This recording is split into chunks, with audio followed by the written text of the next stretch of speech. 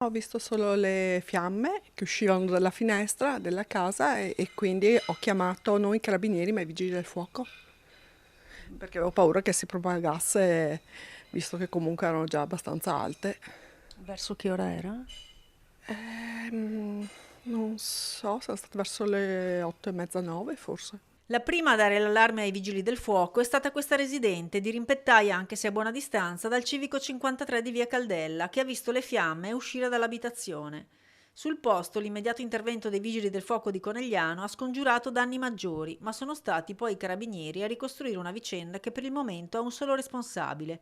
Si tratterebbe di un uomo di 45 anni, già con qualche precedente di carattere psichiatrico, che avrebbe dato fuoco all'abitazione dove risiedeva per una sorta di vendetta. Sarebbe infatti stato licenziato dalla cooperativa Il Sorriso di Montecchio Maggiore per la quale lavorava, prestando la sua opera in appalto anche alla casa di riposo di Pieve di Soligo, dove comunque era conosciuto. La direzione della casa di riposo ci ha fatto sapere che l'uomo non era da loro direttamente assunto e che la casa incendiata non era nemmeno di loro proprietà. Ci hanno anche detto che si riserveranno di mandare un comunicato per chiarire l'intera vicenda, mentre la cooperativa Il Sorriso si è trincerata dietro un no comment.